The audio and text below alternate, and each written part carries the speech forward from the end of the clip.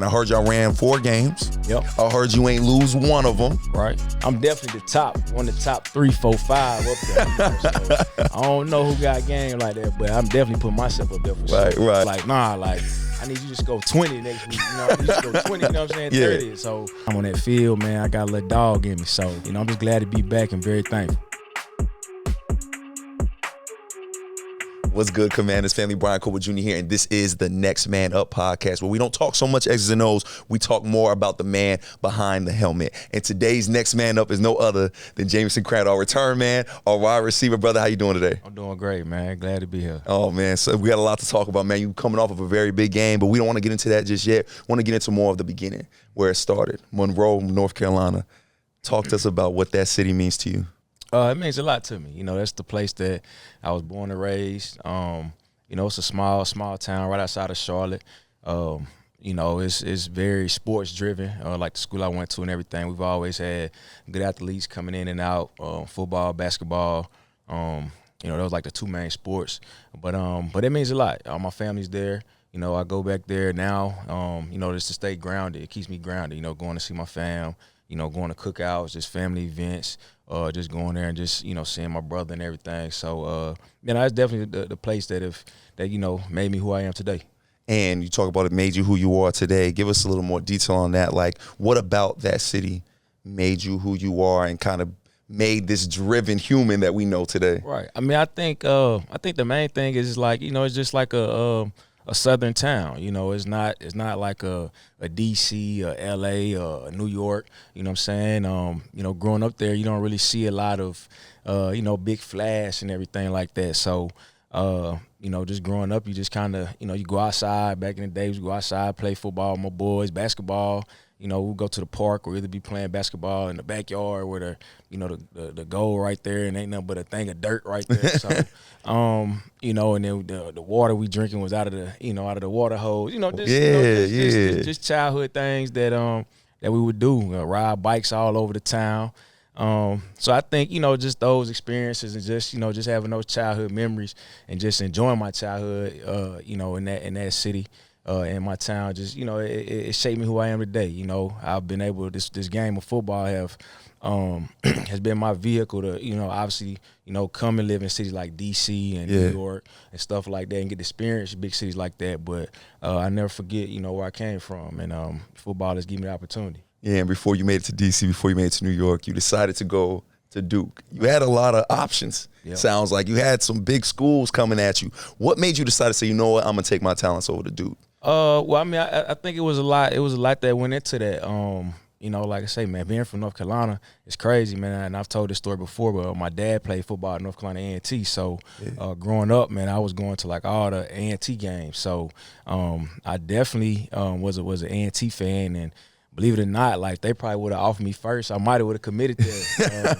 But Duke was my first offer, and it was a blessing to receive that offer. And then once Duke offered me a few other Division I schools in North Carolina offered me. But Duke was just the right place for me. As I continued my recruiting visits and stuff like that during my recruiting time, they won me over. Coach Cut, they told me what it was going to be, and the opportunity I would have if I attended Duke University, and in hindsight, man, everything that he said kind of came to pass. So I'm very thankful, and that's probably the best decision I've made in this point in my life. And clearly was a good decision. You talk about your pops playing. Yep. What were those conversations like when you were a college kid, right? Your pops had done this, right? He's giving you advice and all that stuff. You finally made it to this point that he made it to. What were those conversations between you and your pops? It was always great. Even before college, man, like playing football in high school and basketball in high school, man, like my dad would come and like record all my basketball games. Like we would go home and watch them, and like they would, like my parents, they were like critiquing everything. You know what I'm saying? Like they would, like parents do. Yeah, like it wasn't like we just watching the game. Like I scored 6 points today. Like, hey, you good? Like, nah. Like I need you to just go 20 next week. You just go 20. You know what I'm saying? 30. Yeah. So, but nah, it was always like that. They would always, be tough on me. Always push me to do better or to be better. Like I said, from high school, and then once I obviously got to college, it was the same thing. They would watch the games, obviously, and they would tell me like, yeah, you should have did this, should have did that. So.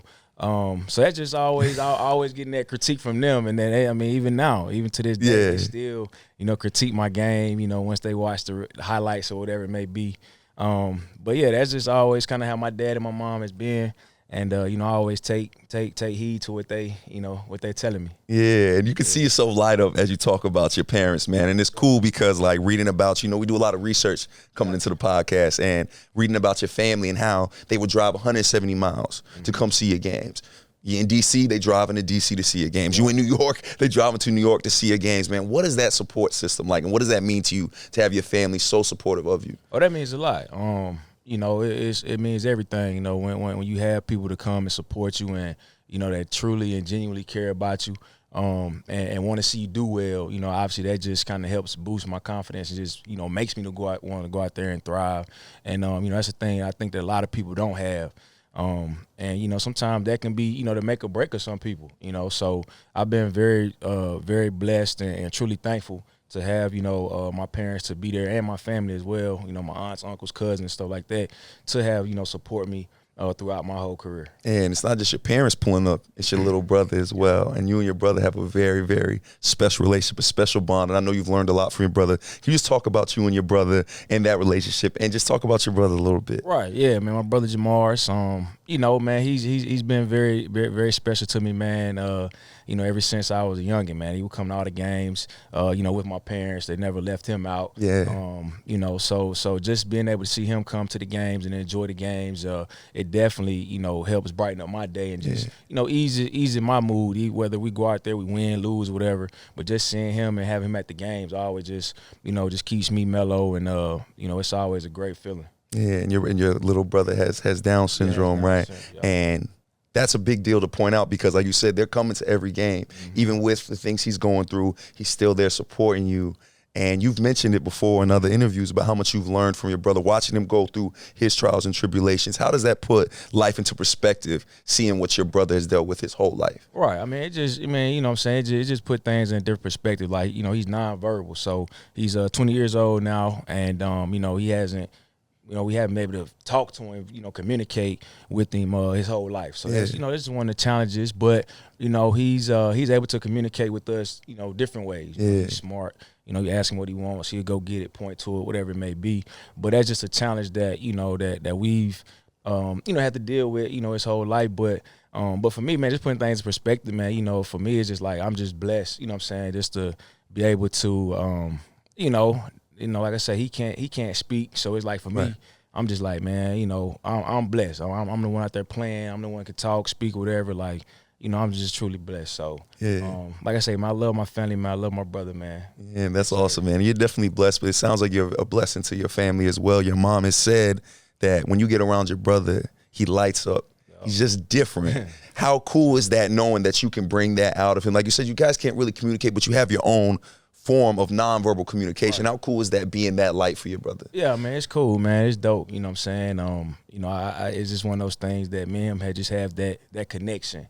And it's hard to explain it, but, I can, make him do things and bring some of the, intelligent things out of him that others can't. So that definitely always just, lights up and brightens up my day when I know that me and him have that connection. I can do some of the things that others can't. Yeah, man. Thank you for sharing that part, man. And to pivot, we were talking a little earlier. You said you were a hooper. Yeah, I heard you can dunk. I heard you can dunk barefoot just straight off vert. Is that real? Nah, I can't dunk straight off vert, but I can. I definitely got a little spring in my legs. Yeah. Legs a little bit older now, so I don't know how much I can get up there. But yeah, definitely high school, college, and last few years, man, I definitely had that bounce.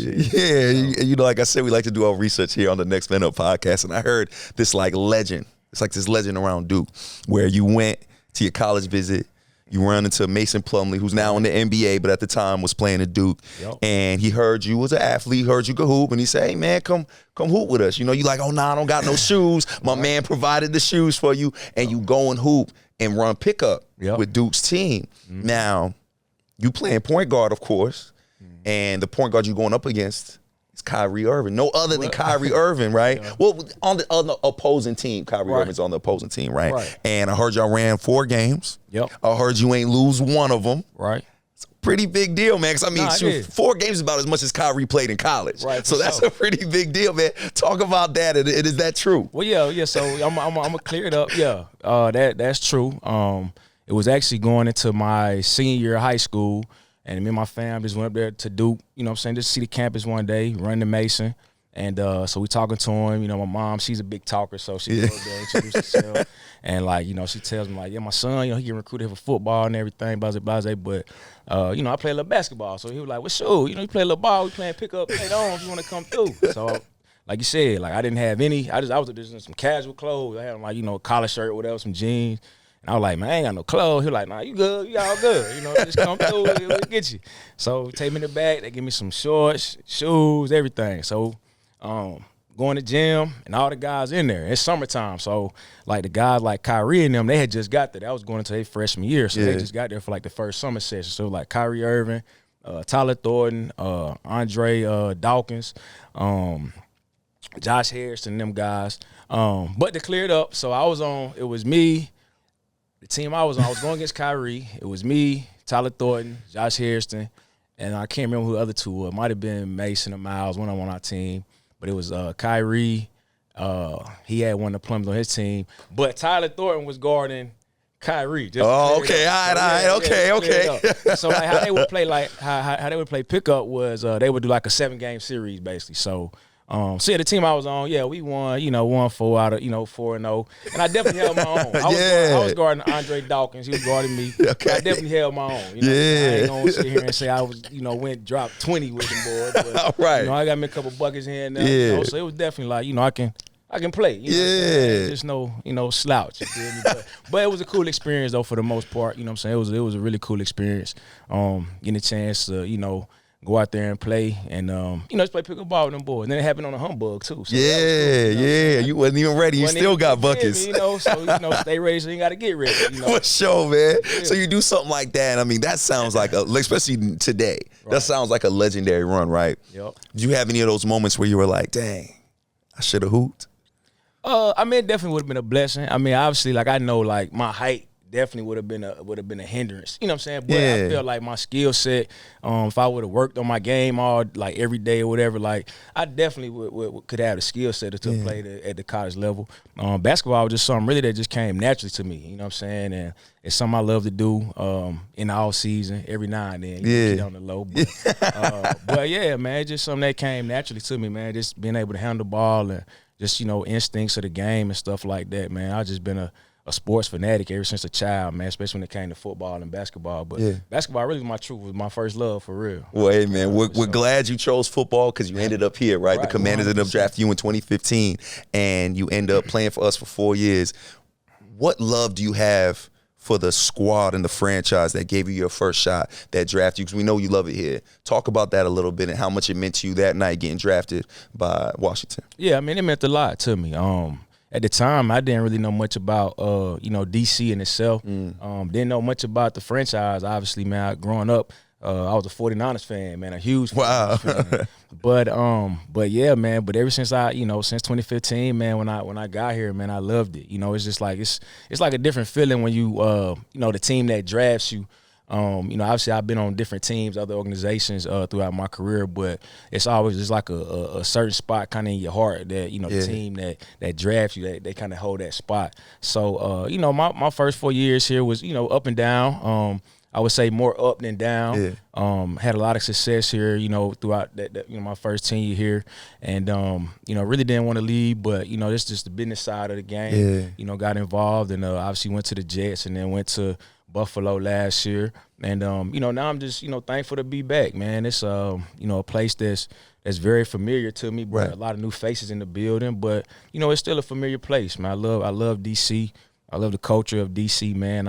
Even when I left, and there were times where I would always, me and some of my boys would always, make a trip to come back here, whether it was a weekend or a few days. So I would go to some of the go-go shows and stuff like that. Just catching the vibe, just catching the vibe, man. So it's definitely one of the places, man, that I that I hold in my heart that's really true and and close to me, man. Yeah, I'll never forget, man. I had just gotten out here myself, and I'm in one of my first meetings, and a truck pulls up, and we got the windows, and you walk out the truck, and I'm with a few ex-Washington players, and everybody got really excited. Everybody's like, "Oh man, that's Crowder. He's back. Yeah. He's back."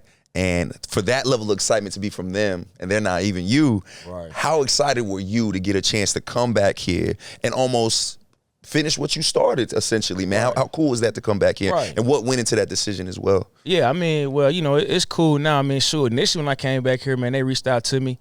So I was at the crib, and I just got released from the Giants, so I really didn't know, you know, what the next, you know, what the future held. And so, man, I was back at the house, and I just went and played ball that morning. And so I was late on that evening, I was going to the Duke and Clemson football game, and I get a call from my agent. He was like, "The Commanders want to bring you in, you know, to be a possible returner for week 1." So, you know, I was just signing a P squad contract, obviously. So I really didn't know, whether I'm gonna be here a week to week thing or just 1 week or whatever it was. So I really didn't know, you know, kind of how everything was gonna shake out. But you know, things kind of fell into place, man. And you know, I've been here since week 1, and you know, now, man, it's been truly exciting, man. Like I said, you know, punt return, I've been able to make, you know, a few things happen, and then obviously this past week, man, we didn't get the win, you know, which sucks, but I was able to, you know, play a little bit more on the offense. I was able to kind of, you know, make some things happen. So it kind of took me back, man, to you know my first few years here, being able to go out there and catch passes, man, run around a little bit. And FedEx, man, it was truly a blessing, man. It was truly exciting. Yeah, man, I'm glad you broke it down like that, because I don't think a lot of people realize what it takes for you to get to last Sunday, right? Like you said, you practice squad. So, I mean, we were staying in the same hotel. I would see, right? For sure. So, like, you know what I mean? You in a hotel, practice squad. Like you said, you don't know if you're going to be here a week, 2 weeks, if this is going to work out. And it takes a lot of mentality to do it. It takes a lot of belief in yourself. And it does work out. We get to Atlanta, and you get a 61-yard return. And that gets you NFC Special Teams Player of the Week. You're starting to get that recognition. And how cool was that to get that moment right there where you break out like that, and for a big moment, that was a huge moment for this team. Something we really, really needed. How big was that moment for you? Oh, no, it was big, man. You know, just thinking about it now, man, it kind of gave me chill. But like you say, man, I didn't know. You know, I got released, man. I thought it could have been over with. It could have been my last year. You know, my last opportunity with the Giants or whatever. But you know, just coming back here, man, everything working out, man, and being able to go out there and have an explosive return, you know, like I say, man, it was just a great feeling, man, and I'm just very thankful for it. You know, and I'm looking to continue to, you know, build on that. You know, I'm just trying to, you know, be the best player I can be, help out the organization, man. But a lot unknown, man, a few months ago for me. So I'm just thankful, man, and blessed, man, to get this opportunity again, and no place I'd rather be than to be back here, you know, getting this opportunity. So just thankful for it. And to take a chance on yourself like that. Like you said, man, you could have called it quits, right? You could have went a whole different direction. Where does that belief in yourself come from? I mean, I just think it just comes from, man, obviously, man, my faith. My mom and my dad, man, they've always been huge on, you know, believing, man, and trusting in the Lord. So, you know, that's the main thing. And it's crazy, man. When I got released from the Giants, I drove my car away from New York all the way down to North Carolina. And as I was coming through D.C., I was on 495, and I was like right there passing by exit 16, Arena Drive. And in my mind, I was like, man, it'd be dope, man, if I, you know, get back. Right. Playing in FedEx, dude. It was just a thought, man. And you know, sometimes, man, you don't never know how the Lord may bless you. So, amen. You know, just that thought, just putting it out there in the atmosphere, just even thinking it.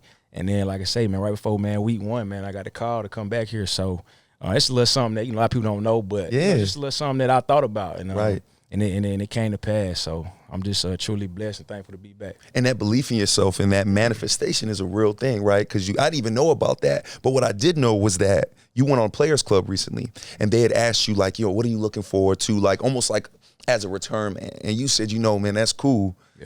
But I want to get into the offense, man. I want to show what I could really do.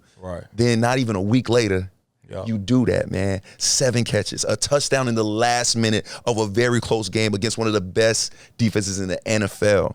You called it. You said it, man. How cool was it to be in that moment? Yes, we know we didn't get the win. However, it was almost like, you know, everything you had worked up for, you finally got to that moment. How cool is that to be able to be used in that capacity in this offense? You know, it was dope, man. It was cool. Like you say, man, everything kind of came to pass, and it all came in a short amount of time. But I think, you know, the main thing that I've learned from this, you know, situation or experience, man, is just being patient. Yeah. You know what I'm saying? Just being patient, just staying the course, just continuing to work and, let things work out. So, hopefully, man, going forward, I can get, a few more reps in the offense because I'm still very confident in my game and ability at receiver, man, and I was just waiting for my moment. And Sunday, man, I was like, when I'm out there, if the ball come my way, I'm catching everything. That was just my mentality. So, and like I say, man, everything worked out. Like you say, obviously we didn't win, but just from an individual standpoint, man, I felt, very, very, very juiced up, very confident. And I think that, going forward, I can definitely be a spark in the offense as well. Yeah, and you talk about that confidence. A game like that has to tell you, like, oh, I'm still an elite receiver. I can still do this. Did your confidence ever waver leading up to that point, though? No, not this year. Yeah. Not this year. I mean, like I said, man, I keep going back to the Giants. Even now with the Giants, man, like, I just think some of the business side of things kind of got in the way. Because even there, man, there's no reason why I shouldn't have made the team. Yeah. But I think, everything happens for a reason. Now, there's been times and throughout my career where my confidence, kind of went down from an offensive standpoint, special team standpoint. But now, man, I'm just at a stage in my career and a point in my life where, mentally, I'm just confident. Mentally, I'm just at ease. I'm not putting any pressure on myself. I know it's a game. The game has slowed down for me. I'm an older guy. I'm a veteran. But I still can move, you know what I'm saying? So, all thing I got to do now is go out there and just play and just play my game and make sure I catch the ball. Yes, sir. And this wide receiver room is very talented, but it's also very, very young. Yep. What advice do you give to these young guys to keep this confidence and to just stick it out, man? Because these careers are very long, man. There's a lot that can happen. Yep. What advice do you give to these young fellas? Well, yeah, man. Advice, man, I give them, man, just, take advantage of the opportunity now, but don't put the pressure on you. I think a few years when I was here earlier in my career, man, I was putting, unneeded pressure on myself as opposed to just going out there, playing and learning the game, and taking it for what it was. And obviously, like I say, man, just take advantage of the opportunity. Don't let, anything pass you by. But don't put that pressure on you, man. Because at the end of the day, it's still a game. You know? Now with social media and this and that, man, it's a beautiful thing. But I think sometimes, certain platforms and stuff like that can put, pressure on guys. Right. Need to be there, and I think that when you don't go out there on that field with a clear mind and with a mind of confidence and stuff like that, it can hinder you and it can hurt you.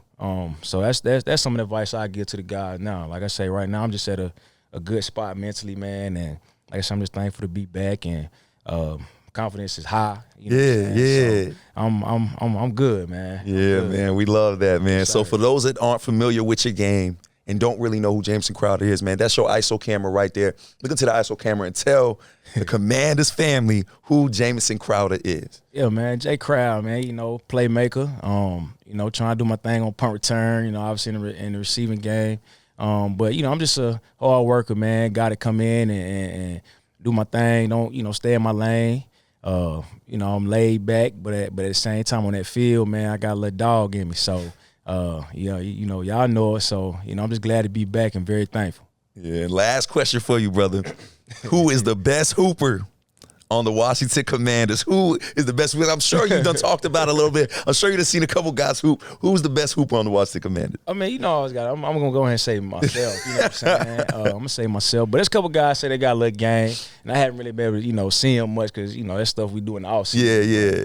But yeah, I'm definitely the top, one of the top 3, 4, 5 up there. So I don't know who got game like that, but I'm definitely putting myself up there for sure. Right. Well, I can almost guarantee nobody went 4-0 against Kyrie Irving. Right? I think we can say that pretty faithfully that nobody did that. Jamison, thank you so much for opening up to us, man. Thank you so much for talking to us about your family and about everything. I think the advice you gave is something that we all can live by, whether we play on the football field or not. Ladies and gentlemen, this is Jamison Crowder. This is the Next Man Up podcast. Jamison, thank you so much for your time, brother. I appreciate it, man. Yes, sir.